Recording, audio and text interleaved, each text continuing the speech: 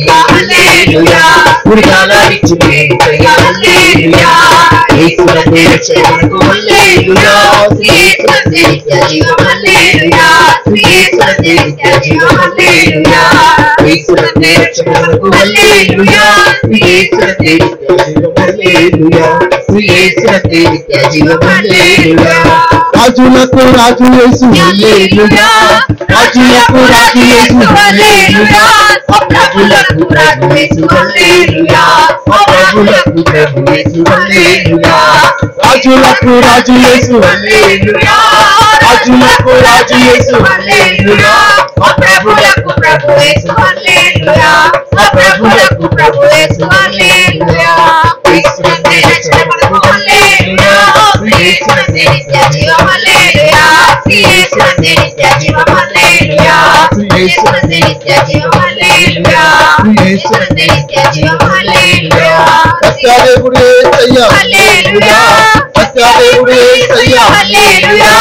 మార్గం కూడా మార్గం కూడా సత్యాదేవుడు యేసయ్యా హల్లెలూయా, సత్యాదేవుడు యేసయ్యా హల్లెలూయా, ఆ మార్గం కూడా యేసయ్యా హల్లెలూయా, ఆ మార్గం కూడా యేసయ్యా హల్లెలూయా. యేసునే రక్షకుడు హల్లెలూయా, యేసునే నిత్యజీవం హల్లెలూయా, యేసునే నిత్యజీవం హల్లెలూయా, యేసునే రక్షకుడు హల్లెలూయా, యేసునే నిత్యజీవం హల్లెలూయా, యేసునే నిత్యజీవం హల్లెలూయా. ప్రకాశించు యేసయ్యా హల్లెలూయా, ప్రకాశించు యేసయ్యా హల్లెలూయా, విలాసించు యేసయ్యా హల్లెలూయా, విలాసించు యేసయ్యా హల్లెలూయా, ప్రకాశించు యేసయ్యా హల్లెలూయా, ప్రకాశించు యేసయ్యా హల్లెలూయా, విలాసించు యేసయ్యా హల్లెలూయా, విలాసించు యేసయ్యా హల్లెలూయా. యేసునే రక్షకుడు హల్లెలూయా, యేసునే నిత్యజీవం హల్లెలూయా, యేసునే నిత్యజీవం హల్లెలూయా, యేసునే నిత్యజీవం హల్లెలూయా, యేసునే నిత్యజీవం హల్లెలూయా, యేసునే నిత్యజీవం హల్లెలూయా, యేసునే నిత్యజీవం హల్లెలూయా, యేసునే నిత్యజీవం హల్లెలూయా, యేసునే నిత్యజీవం హల్లెలూయా, యేసునే నిత్యజీవం హల్లెలూయా. హల్లెలూయా, హల్లెలూయా, హల్లెలూయా హల్లెలూయా హల్లెలూయా హల్లెలూయా హల్లెలూయా హల్లెలూయా హల్లెలూయా తండ్రి హల్లెలూయా హల్లెలూయా హల్లెలూయా హల్లెలూయా హల్లెలూయా హల్లెలూయా రాజా నీకు స్తుతి ప్రభువా ఆశక్తితో ప్రేమించేదను అధికముగా ఆరాధింతును ఆశక్తితో నా పూర్ణ మనసుతో ఆరాధింతు నా పూర్ణ బలముతో ఆరాధించేదను నా పూర్ణ బలముతో ఆరాధింతు నా పూర్ణ శక్తితో సేవించేదను ఆరాధన ఆరాధన ఆరాధన ఆరాధన ఆరాధన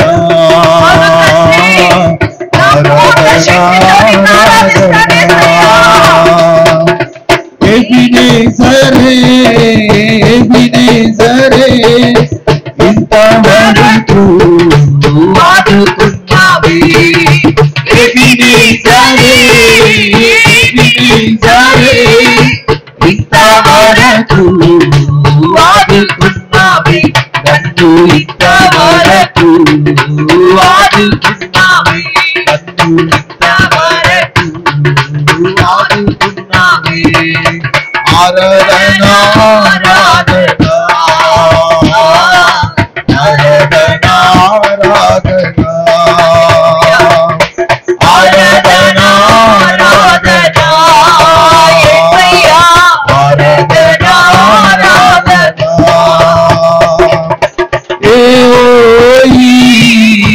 ఏలోయి నన్ను చూచావే వందనమయ్యా ఏలోయి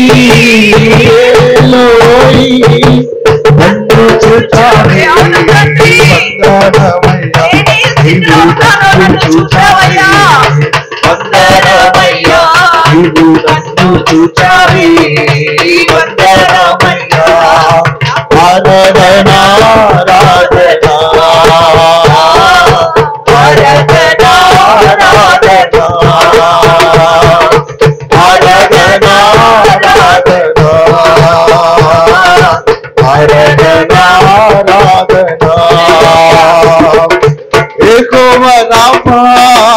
యెహోవా రాఫా స్వస్థపరచావే వందనమయ్యా యెహోవా రాఫా స్వస్థపరచావే వందనమయ్యా వందనమయ్యా నన్ను స్వస్థపరచావే వందనమయ్యా ఆరాధన ఆరాధన ఆరాధన ఆరాధన ఆరాధన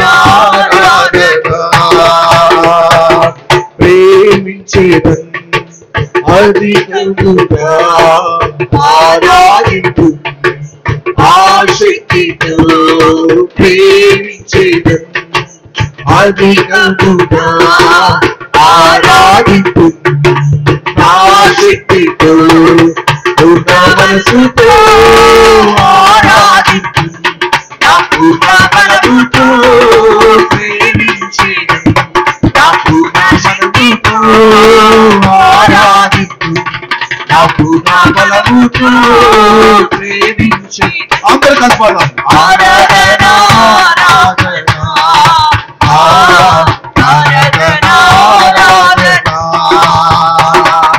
ఆరాధన ఆరాధన హల్లెలూయా ప్రేమించును అవును అధికముగా శక్తితో నిన్ను ఆరాధిస్తున్నానయ్యా. ఆరాధింతును అటువంటి నిర్ణయము నువ్వు తీసుకొనగలుగుతున్నావా ప్రియ సంగమా? నా పూర్ణ బలముతో నిన్ను ఆరాధిస్తానని ప్రియసమ్మా తీర్మానము చేసుకోగలుగుతున్నావా? ఒక్కసారి నీకు నువ్వే ఆలోచించుకో. ఏదో వంతుకు మాత్రమే దేవుని స్తుతిస్తున్నావా? నీ పూర్ణ శక్తితో దేవుని స్తుతిస్తున్నావా? నిన్ను స్వస్థపరిచిన ఆయనకు నువ్వు ఏమి చెల్లించగలుగుతున్నావు?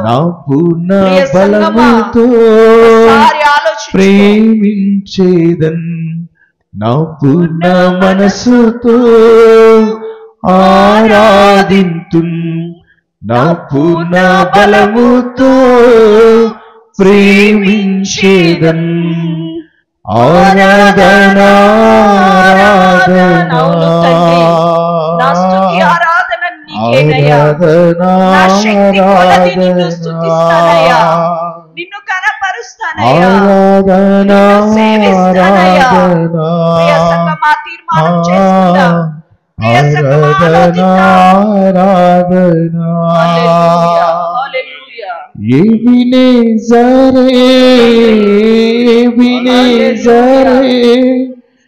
ఇంతవరకు అవును తండ్రి, ఆదుకున్నావే. ఆదుకున్న దేవుడివై ఎబినేజరే ఎబినేజరే ఇబ్బందులు కలిగిన నన్ను ఆదుకున్న దేవుడివై ఉంటున్నావయ్యా. మరి నేను ఏమి ఇవ్వగలుగుతున్నానయ్యా? నన్ను ఒకసారి ఆలోచిద్దాం. ప్రియ సంగమా, దేవుణ్ణి ఆరాధించుట తప్ప మనం దేవుణ్ణి స్తుతించట తప్ప ఆయనకి ఏమి చెల్లించలేమమ్మా. మన పూర్ణ శక్తితో పూర్ణ బలముతో ఆయన ఆరాధిద్దాం, ఆయన్ని స్తుతిద్దాం, ఆయన్ని సేవిద్దాం. హల్లెలూయా, హల్లెలూయా, హల్లెలూయా. మనల్ని ఎరిగిన దేవుడు, మన స్థితిగతులను ఎరిగిన దేవుడు, మనల్ని ఆదుకునే దేవుడు, ఆయన మన పక్షముగా నిలబడి ఉన్నాడు. మనము ఆయన అడగటమే ఆలస్యము. ఆయన మనకు సహాయము చేయుటకు అతి సమీపములో మనకు దగ్గరలో ఉంటున్నాడు. మనమే ఆయన నిర్లక్ష్యము చేస్తున్నాం, ఆయన అడుగుటకు నిర్లక్ష్యము చేస్తున్నాం. ప్రియ సంగమా, ప్రియ సహోదరి, ప్రియ సహోదరుడా, ఒక్కసారి ఆలోచించుకో. నువ్వు ఎవరిని అడుగుతున్నావు? ఎవరిని ఆశిస్తున్నావు? ఎవరి వైపు ఆనుకుంటున్నావు? ఎవరి వైపు చూస్తున్నావు? ప్రియ సంగమా, దేవుని వైపు చూడగలుగుతున్నావా? ఆయన్ని సేవించగలుగుతున్నావా? నిన్ను స్వస్థపరచు దేవుడు ఆయనే. డాక్టర్లు, మందులు, మాత్రలు కాదు, నిన్ను స్వస్థపరచు దేవుడు ఆయన.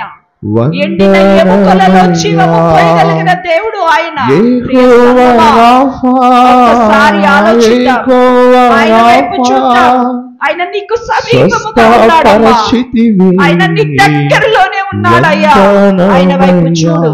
యేసయ్యా, నా సమస్యను నాకు విడుదలివ్వు, నన్ను నీవు చూడు ప్రభువా, నన్ను నీవు కనికరించవా ప్రభువా అని అడిగి నోరు తెరిచి అడిగినప్పుడు ఆయన నీకు చాలితో చేయి చాచే దేవుడై ఉంటున్నాడు. ప్రియ సంగమా, ఒక్కసారి ఆలోచించుకోండి. ఆయన వైపు చూడండి, ఆయన వైపు నీ హృదయమును త్రిప్పమని నీ సన్నిధిలో అంటున్నాడు.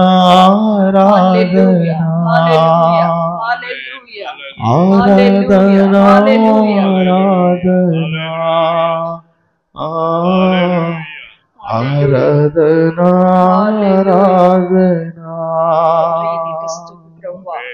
హల్లెలూయా. మహాపరిశుద్ధుడు, మమ్మల్ని మిక్కిలిగా ప్రేమించిన మా పరలోకపు తండ్రి, నీ యొక్క పరిశుద్ధ పాదములకు స్తుతులు, స్తోత్రాలు, వందనాలు చెల్లించుకుంటున్నాం.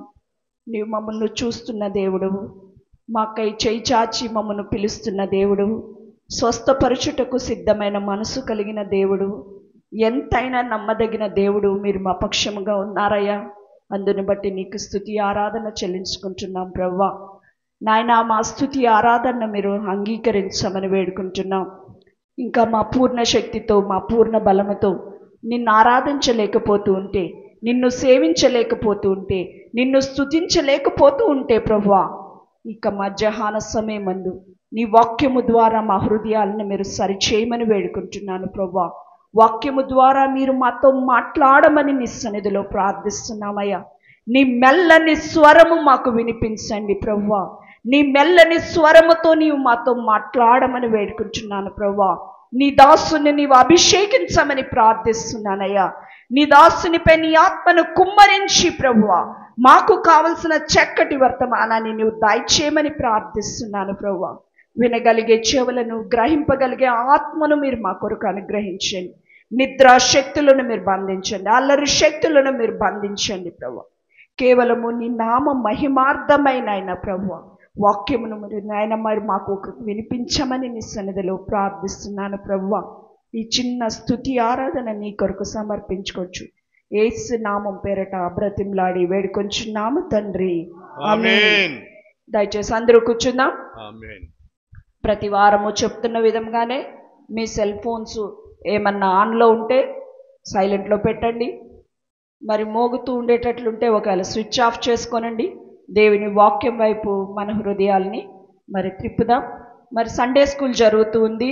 మీ పిల్లల్ని చక్కగా సండే స్కూల్కి పంపించండి. పిల్లలు మరి చక్కగా ఏమైనా బిడ్డలు వారి కొరకు వాక్యాలు నేర్పిస్తూ ఉన్నారు కనుక ఎవరు నిర్లక్ష్యం చేయొద్దండి.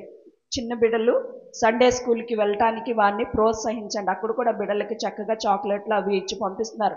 పంపించండి పిల్లల్ని చక్కగా సండే స్కూల్కి పంపిస్తే మరి చక్కగా చిన్న చిన్న వాక్యాలు, చిన్న చిన్న పాటలు నేర్చుకోవటానికి వాళ్ళకి అనుకూలం ఉంటుంది.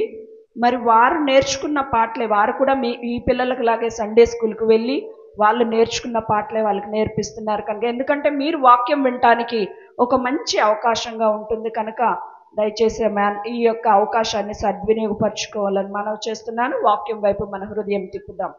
దేవుని స్తోత్రం. హల్లెలూయా, హల్లెలూయా.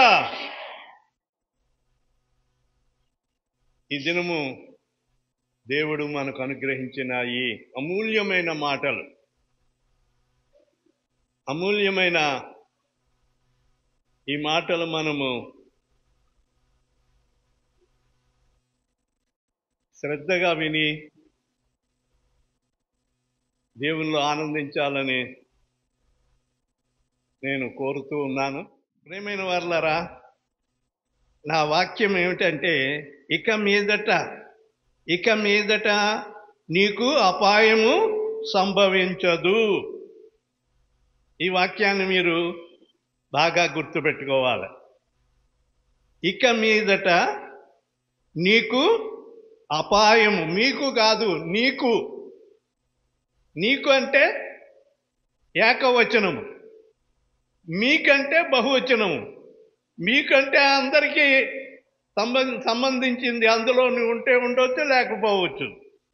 కానీ ఇక్కడ పరిశుద్ధాత్ముడు సెలవిచ్చిన మాట ఏంటంటే ఇక మీదట నీకు, ప్రత్యేకంగా నీకు ఏమండి ఏ అపాయము సంభవించదు.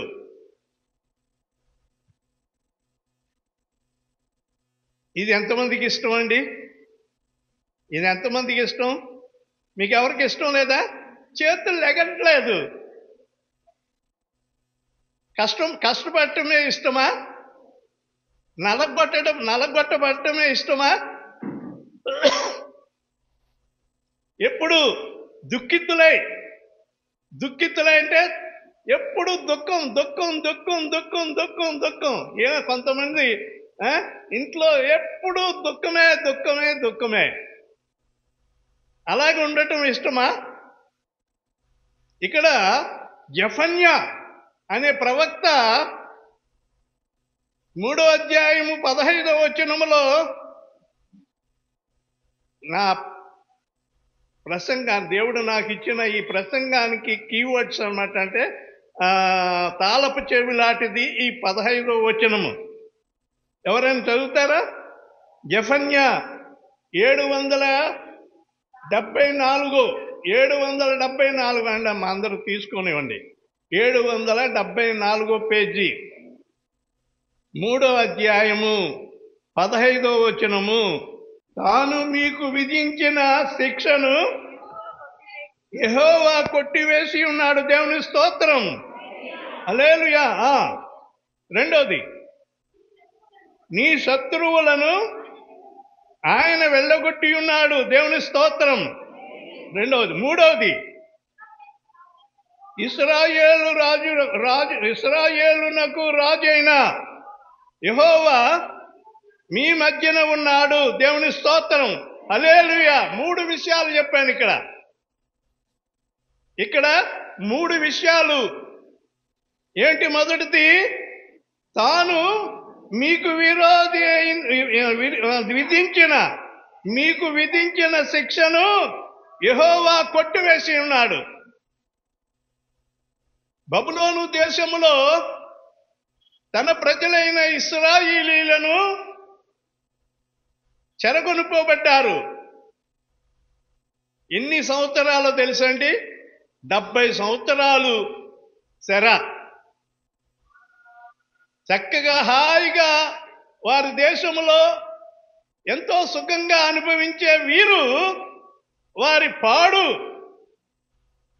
అలవాట్లను బట్టి, మార్గాన్ని తప్పిన దాన్ని బట్టి అవివేకులైపోయి దేవుణ్ణి విడిచిపెట్టి దుష్ట ప్రవర్తనలు అనుసరిస్తూ ఉన్నందువలన దేవుడు శత్రువులకు అప్పగించేశాడు.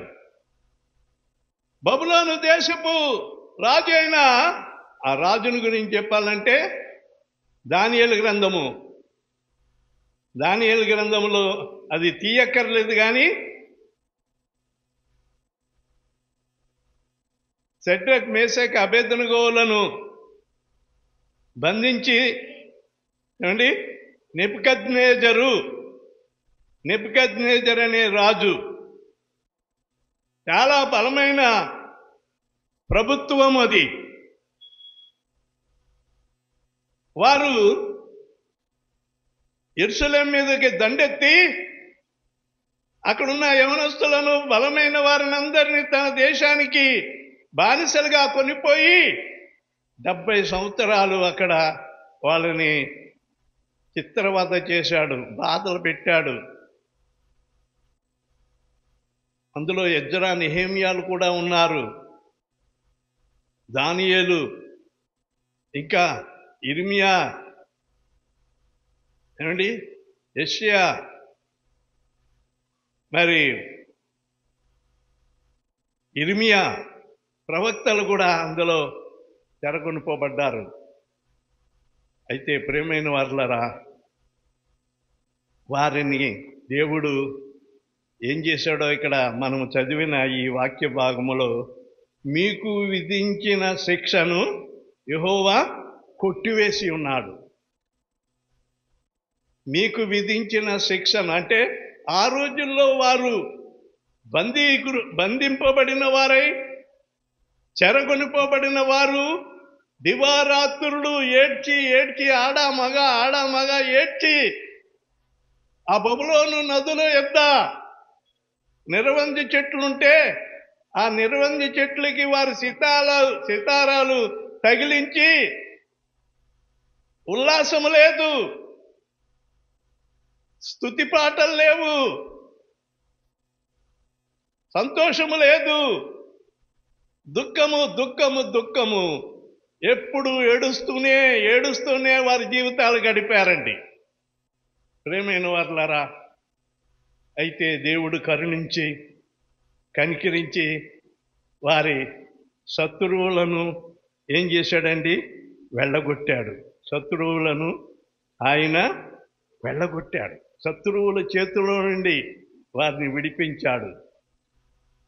వారు ఈ 9వ వచనం నుండి చూస్తే, అప్పుడు జనులందరూ యెహోవా నామమును బట్టి ఏక మనస్కులై ఆయనను సేవించినట్లు నేను వారికి పవిత్రమైన పెదవులను ఇచ్చేదను.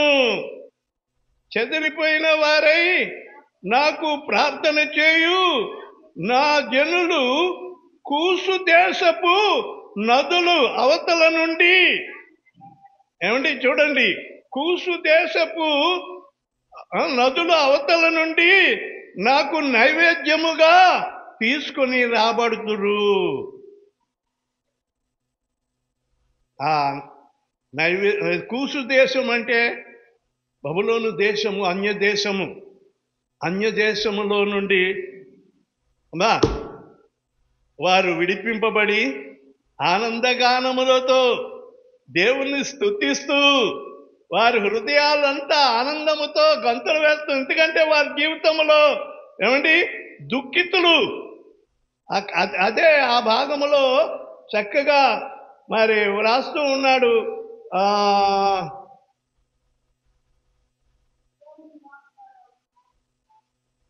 చూడండి 12వ వచనములో, దుఃఖితులకు దీనులను యెహోవా నామమును ఆశ్రయించు జనశేషముగా నీ మధ్యను ఉండనిత్తును.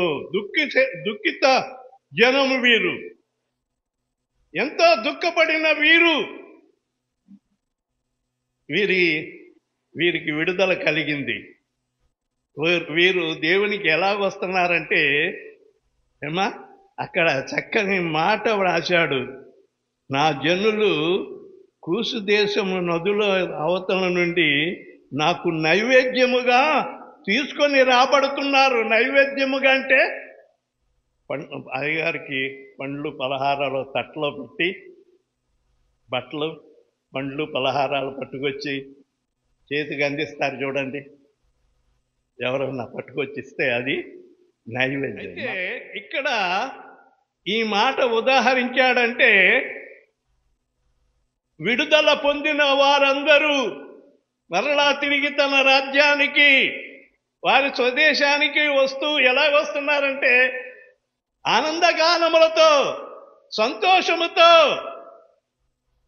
వారు తిరిగి వస్తూ దేవునికి ఎలాగున్నారంటండి, నైవేద్యము తీసుకుని వచ్చేవారిలాగా ఆయన దృష్టిలో. మనము ఇప్పుడు సాతాను యొక్క బంధకాల్లో నుండి విడిపింపబడి, సంఖ్యల నుండి విడిపింపబడి, అనేక అలవాట్ల నుండి విడిపింపబడి, క్రీస్తు రక్తంలో విమోచింపబడి, క్రీస్తు బిడ్డలుగా పవిత్రమైన హృదయాలతో దేవుని సన్నిధికి మనము తేబడుతున్నాం. మనము ఆయనకు నైవేద్యముగా మనము ఆయన యొద్దకు వస్తూ ఉన్నాము. ఎలా వస్తున్నాం తెలుసా అండి? నైవేద్యముగా దేవుని సన్నిధికి వస్తున్నాం. అర్థం చేసుకోండి ఈ మాట.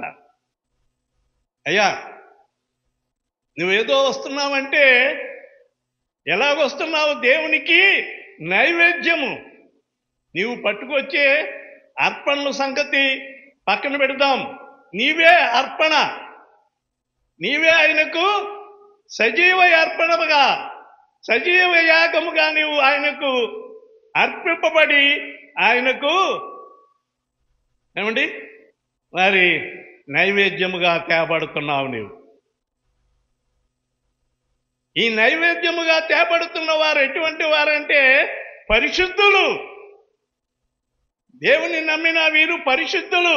మనసులో ఎంత పెట్టుకుని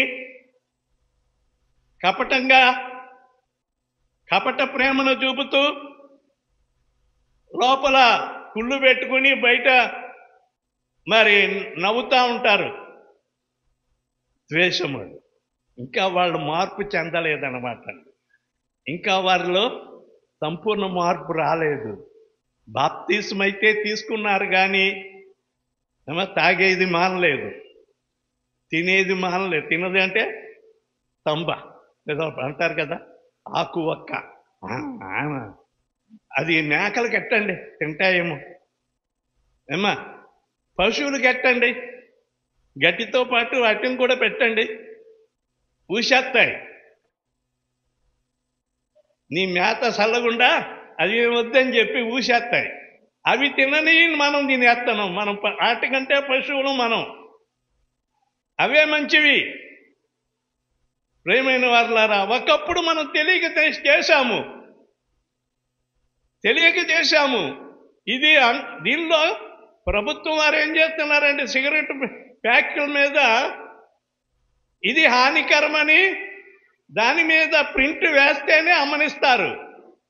సిగరెట్ ప్యాక్ మీద ఇది సిగరెట్ కాల్చటము హానికరము అని ప్యాక్ మీద ఆ పేరు ఉంటుంది. ఆ పేరు చూసుకుంటూనే వాళ్ళు ఏం చేస్తుందిలే అని చెప్పి సిగరెట్ మీద సిగరెట్, బీడీల మీద బీడీలు కాల్చి పడేస్తూ ఉన్నారు. అది ఏమైపోతుందంటే గుండె ఆరిపోతుంది. ఆ సిగరెట్ కాల్చి ఒక తెల్ల బట్ట మీద ఆ పొగ ఫూ అని ఊదండి, ఏమవుతుంది? మరకలాగా ఏర్పడుతుంది అనమాట అండి. టీ మరక కంటే భయంకరమైన మరక. అది ఎన్ని సోపులు పెట్టినా అది పోదు ఆ మరక. నువ్వు ఎన్ని బీడీలు కాలుతున్నావో, ఎన్ని సిగరెట్లు కాలుతున్నావో, ఆ సిగరెట్లు ఆ పొగ అంతా కూడా ఏం చేస్తారంటే మింగేసి మళ్ళా ముక్కుళ్ళు అంటాను, నోర్లు అంటారు, రప్పిస్తూ ఉంటారు పొగ. లోనకి ఎంత పొగ వెళ్ళిపోతుందో, లోన అంతా కూడా ఆ గుండెకి అంతా ఏమిటి మసిగట్టేసినట్టు ఉంటుంది అనమాట. కొన్ని పూర్వం ఇల్లు చూస్తే ఇంట్లో వంటగది అంతా కూడా నల్లగా ఉంటుంది. ఎన్నిసార్లు సున్నం వేసినా అది తెలుపు రాదు, ఎందుకంటే గారగట్టేసింది అనమాట అండి. అలాగే మనుషులు గుండెల్లో కూడా గారగట్టేసి డేంజర్ పొజిషన్లు అనమాట అండి, భయంకరమైన బలహీనతలు. అటువంటి వ్యక్తులను దేవుడు మార్చి తన రక్తములో కడిగి విమోచించి దేవునికి ఎలాగండి నైవేద్యముగా ఆయన అంగీకరిస్తున్నాడండి. దేవుని స్తోత్రం. హల్లెలూయా, హల్లెలూయా. ఈ మాట నేను ధ్యానించగలిది నాకెంతో ఆనందము కలుగుతుంది. అయ్యా, నీ ఎన్నిక లేని నన్ను నీకు నైవేద్యముగా నన్ను చేసుకున్నావా నాయనా?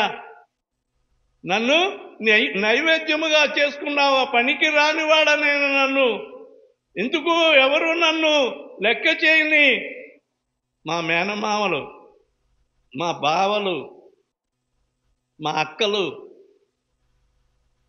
నన్ను వీడికి ఏమీ చేత కాదు, వీడికి దేని ఎలా బతుకుతాడో అని చెప్పి ఎప్పుడు కూడా మరి హేళనగానే మాట్లాడేవారు.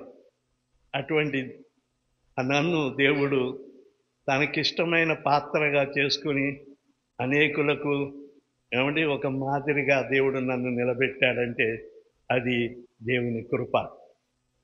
దేవుడు నన్ను నైవేద్యముగా ఆయన చేసుకున్నాడు. నీవు కూడా ఆయనకు నైవేద్యముగా ఉంటే నీవు కూడా ఆయనకు నైవేద్యముగా ఉండాలి. పనికిమాలిన నైవేద్యం కాదు, శ్రేష్టమైన నైవేద్యం. నైవేద్యం అంటే నైవేద్యమే. నైవేద్యం అనేది అర్థమైంది కదా, అర్థమైంది. అలాగే నీవు నేను కూడా ఎంతో విలువైన నైవేద్యముగా మనము దేవునికి సమర్పింపబడిన వారమై ఉంటే ఆయన ఈ మాటలు చెప్తున్నాడు 15వ వచనములో. తాను మీకు విధించిన శిక్షను యెహోవా కొట్టివేస్తాడట. దేవుని స్తోత్రం. హల్లెలూయా. ఈ మీద ఇక ఏ శిక్ష ఉండదు. క్రీస్తునందున్న వారికి, రోమాపత్రిక 8వ అధ్యాయం 1వ వచనములో, క్రీస్తునందున్న వారికి ఏ శిక్షా విధి లేదు. నువ్వు క్రీస్తునందున్నావా? ధన్యురాలవు. మరణములో నుండి జీవములోనికి దాటిపోతావు. యేసయ్య ఒక వంతెన వేశాడు, ఒక మార్గాన్ని వేశాడు ఆయన. అది ఎవరికంటే క్రీస్తునందున్న వారికే. క్రీస్తులో మీరు నైవేద్యముగా సమర్పింపబడిన వారికి, విడుదల పొందిన వారికి, సాతాను బంధకాల్లో నుండి, సాతాను యొక్క ఇక్కట్లలో నుండి, సాతాను అలవాటుల్లో నుండి, దుష్టుల ఆలోచనల్లో నుండి మనము తప్పింపబడి దేవునికి నైవేద్యముగా ఆయన బిడ్డలుగా మనం ఉంటే ఆయన ఏం చేస్తాడంటే నీకు విధించిన శిక్ష, నీపై ఉన్న నీ కొరకై ఒక శిక్ష విధింపబడింది. ఆ శిక్షను ఆయన కొట్టివేశాడు. దేవుని స్తోత్రం. హల్లెలూయా. ఇక నీకు శిక్ష లేదు, నువ్వు క్రీస్తునందు ఉంటే. అందుకనే ప్రకటన గ్రంథములో ఏమంటున్నాడంటే, ప్రభువునందు మృతులు ధన్యులు, ధన్యులు. ఎందుకంటే వారు మరణములో నుండి జీవములోనికి దాటిపోయారు, జీవములోనికి దాటిపోయారు. ఈ తీర్పు అనేది లేదు, వారికి తీర్పు అనేది లేదు. నీవు నిజంగా దేవునికి పానార్పణముగా పోయబడి నీవు దేవునికి నైవేద్యముగా ఉంటే నీకు తీర్పు లేదండి, నీకు తీర్పు ఉండదు. మరణములో నుండి తీర్పును తప్పించుకుని జీవములోనికి, నిత్య జీవములోనికి వెళ్ళిపోతావు. అది ఎంత గొప్ప ధన్యత ప్రియమైన వారలారా. రెండవదిగా చూస్తే, మీ శత్రువులను ఆయన వెళ్ళగొట్టి ఉన్నాడు. మీ శత్రువులను మీ యుద్ధ నుండి వెళ్ళగొట్టాడు. ఇంకా శత్రువు నా మీద ఏలుబడి చేస్తున్నాడు, ఇంకా నా మీద ఏలుబడి చేస్తున్నాడు, నేను ఇంకా సాతాను చేత శోధింపబడుతున్నాను, సాతాను చేత శోధింపబడుతున్నావంటే అది నీ భ్రమ. సాతాను కాదు, నీ మైండ్ చెడిపోయింది. ప్రియమైన వారలారా, నీవే నేనేముంది, మహాజ్ఞాని సొలొమోనే జ్ఞానం ఎక్కువైపోయి దేనిలో సంతోషం ఉంది, ఆయన అనుభవించవలసినవన్నీ కూడా అనుభవించాడు. అంతా వ్యర్థము, వ్యర్థము, వ్యర్థము, వ్యర్థము. మీరు చదవండి, ప్రసంగి చదివితే మొదటి కాడి నుంచి చివరి వరకు కూడా వ్యర్థము. భూమి మీద సూర్యుని క్రింద జరుగు సమస్తము వ్యర్థమే, వ్యర్థము. వ్యర్థమైన వాటి కొరకు మనం పరుగులాడుతున్నాం అన్నమాట. దేవుని కొరకు మనము నిలబడు. దేవుడు మీ యొద్ద నుండి శత్రువులను వెళ్ళగొడతాడని, సాతానును వెళ్ళగొడతాడు. సాతాను భయము నీకు ఉండదు. యాకోబు అంటాడు, దేవునికి లోబడుము, దేవునికి లోబడు, అపవాదిని ఎదిరించు. నీవు దేవునికి లోబడకుండా అపవాదిని ఎదిరిస్తే వాడు కనీసం ఒక అంగుళం కూడా వెళ్ళడండి, అంగుళం కూడా ఓమ్మా నీ మాట ఆవిడ వింటాడని చెప్పి, అదే నీవు దేవునికి లోబడి దేవునికి నైవేద్యముగా ఉంటే అపవాది నీ యొద్ద నుండి పారిపోతాడు. అతను అపవాది నీ యొద్ద నుండి పారిపోతాడు. దేవుడు ఎప్పుడో అపవాది తలను దొరికాడు, దానికి పవర్ లేదు. నీవు భయపడుతున్నావంటే ఆ తోక ఆడిస్తా ఉంది. పాము చచ్చిపోయిన తర్వాత దానికి తోకలో ఉంటుందటండి కొంచెం కొర ప్రాణం. అది తోక ఇలాగ అంటే ఇంకా ప్రాణం ఉందని చెప్పి దాన్ని చెదగొడతా ఉంటే ఎంత చెదగొట్టినా ఇంకా అయిపోయింది, దానికి నలిగిపోయింది, దానికి పవర్ లేదు. ప్రియమైన వారలారా, దేవుడు నీకు జయం ఇచ్చాడు. నీవు స్వతంత్రురాలు, క్రీస్తు బిడ్డవయ్యావు, క్రీస్తుకు నైవేద్యముగా ఉన్నావు. అపవాది నిన్నేమీ చేయలేకపోతాడు, చేయలేడు. ఏమండి? తర్వాత మూడవదిగా, ఇశ్రాయేలుకు రాజు అయిన యెహోవా మీ మధ్యనున్నాడు. ఏమండి? ఆయన మీ మధ్యనున్నాడు. దేవుని స్తోత్రం చెప్పండి. హల్లెలూయా, హల్లెలూయా. పరలోకంలో అక్కడ కూర్చుని ఉండలేదు.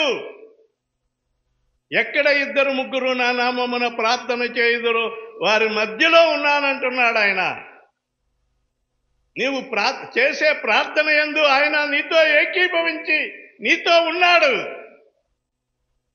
అందుకని ఉదయం సాయంకాలము సమయం ఉన్నప్పుడల్లా దేవునికి మొరపెట్టుకో. దేవుడు నీకు జతగా వచ్చేస్తాడు. ఆయన నీ మధ్యనున్నాడు. ఆయన నీ దగ్గర ఉంటే అపాయం రాణిస్తాడా అండి? చెప్పండి, అపాయం రాణిస్తాడా? అందుకనే ఈ వాక్యానికి టైటిల్, ఇక మీదట నీకు అపాయము సంభవించదు. ఎందుకంటే ఆయన మీ మధ్యనున్నాడు, నీ కుటుంబంలో ఉన్నాడు. నీ కుటుంబంలో ఉండాలంటే ఏమండి, దేవునికి ఆ కుటుంబం అంతా కూడా నైవేద్యంగా ఉండాలి. ఆ కుటుంబం అంతా ఉదయం సాయంకాలం దేవునికి నైవేద్యాన్ని సమర్పించాల, ధూపం వెయ్యాల, ప్రార్థనలు చేయాల, దేవునికి మనము సమర్పించుకోవాలా. దేవుడు అప్పుడే ఈ కుటుంబము, నన్ను ప్రేమిస్తున్న కుటుంబము వారి మధ్యలో ఉండాలని ఆయన మనతో ఉండటానికి ఇష్టపడతాడండి. ఎప్పుడు కొట్లాట్లు, పీకులాట్లు, తిట్లు, ఏదేదో రాధాంతాలు పెట్టుకుని లేనిపోని అన్నీ కలేసుకుని మనసును చెడుపుకుని దేవునికి దూరం అవ్వద్దు. దేవుడు ఇక మీదట నీకు అపాయమేమీ సంభవింపదు. ఎప్పుడండి? ఎప్పుడు? దేవునికి మనము నైవేద్యముగా ఉన్నప్పుడు. దేవునికి మనము నైవేద్యముగా ఉంటే ఆ నైవేద్యాన్ని ఆయన అంగీకరిస్తాడు. ఆయన మనము కూడా దేవునికి నైవేద్యముగా నా మాట మీకు అర్థమైందని అనుకుంటా ఉన్నాను. ఏమండి, నా మాట నీకు అర్థమైందా? లేకుంటే మరలా ప్రసంగం చేయమంటే మరలా మొదటి నుంచి ప్రసంగం చేస్తాను. ఆ ప్రజలైన ఇశ్రాయేలు బబులోను దేశం నుండి 70 సంవత్సరాలు చెర నుండి వారు విడిపింపబడ్డారంటే వాళ్ళకి ఎంత ఆనందం ఉంటుందో చెప్పండి. అసలు ఎంత ఆనందం ఉంటుందో! వారు ఎంతో ఉత్సాహంతో వారు స్వదేశానికి వస్తూ వాళ్ళకి ఆనందానికి అవధులు లేవు. దేవుని వైపు తిరుగుదాం, దేవునికి మనం సమర్పించుకుందాం. ఈ పాడు లోకాన్ని విడిచిపెట్టి మనము దేవునికి దగ్గరయ్యి దేవుని ఆనందంలో మనము కూడా సంతోషించి ముందుకు సాగిపోవాలని చెప్పి ఈ నా మాటలు ముగిస్తున్నాను. దేవుడి ఈ మాటలు మన వినికిడిలో ఆశీర్వదించుగాక. ఆమేన్, ఆమేన్. మన హృదయం కూడా ఆయనకి ఇష్టమైన నైవేద్యమై ఉంటున్నది. మరి మన హృదయం ఆయనకి ఎలా ఇస్తున్నామో, ఆయనకి ఇష్టమైన నైవేద్యముగా మన హృదయం ఉన్నదో లేదో ఈ మధ్యాహ్న సమయంలో మనం పరీక్షించుకుందాం.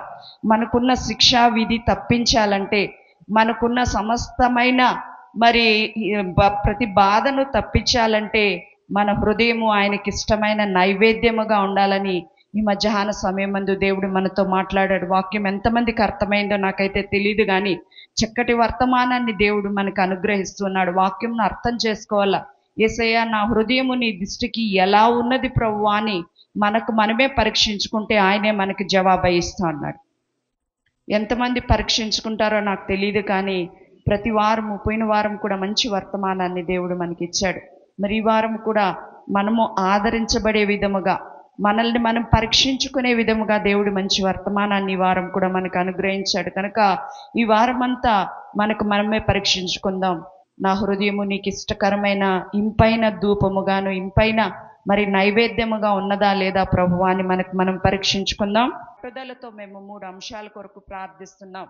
మరి వివాహం కావాల్సిన బిడ్డలున్నారు, మరి ఉద్యోగాల కొరకు ప్రయత్నాలు చేస్తున్న బిడ్డలున్నారు, బిడ్డలు లేని వారు ఉన్నారు. ఈ 3 అంశాల కొరకు మేము చాలా పట్టుదలతో ఏకీభవించి ప్రార్థిస్తున్నాం. దేవుడు ఈ సంవత్సరంలో ఆశ్చర్యమైన కార్యములు వారి జీవితాల్లో జరగాలని మరి మేము ప్రార్థిస్తున్నాం. అలాగే ఇంకా అనేక అంశాలు, ఎందుకంటే ఇల్లు కట్టుకుంటూ సకంలో నిలబడిపోయి బిడ్డలు ఉన్నారు, వ్యాపారాలు చేసుకుంటూ పనులు చేసుకుని ప్రతి ఒక్కరి కొరకు పేరు పేరిన మీరైనా మరి మీ కుటుంబాల కొరకు ఎంతవరకు ప్రార్థన చేస్తారో నేనైతే అడగను, కానీ మీ కొరకు ప్రతి దినము ఇక్కడ ధూపం వేయబడుతుంది. దేవుని నామానికి స్తోత్రము కలుగును గాక. హల్లెలూయా, హల్లెలూయా. ఇక్కడ ప్రార్థన చేయగలిగే గుంపు మీకున్నది, అది దాన్ని బట్టి మీరు అతిశయించాలని మనవి చేస్తున్నాను.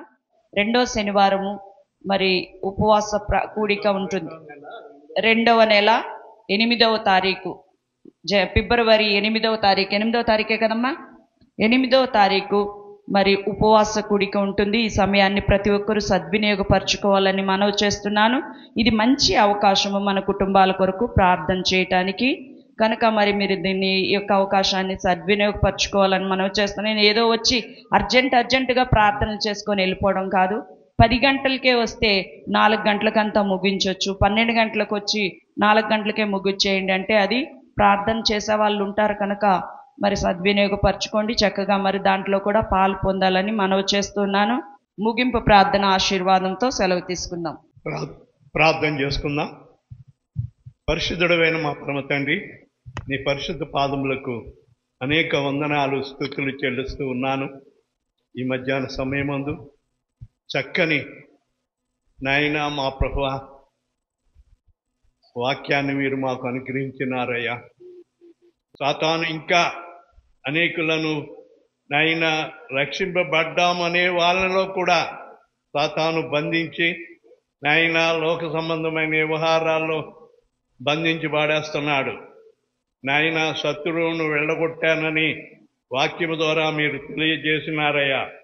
మా పట్ల సాతాను చేస్తున్న ప్రయోగాలన్నిటి నుండి విడిపించి మాకు స్వతంత్రత, సంపూర్ణమైన విడుదల, స్వతంత్రత దయచేయండి. మీరు మా మధ్యన ఉండండి ప్రభువా.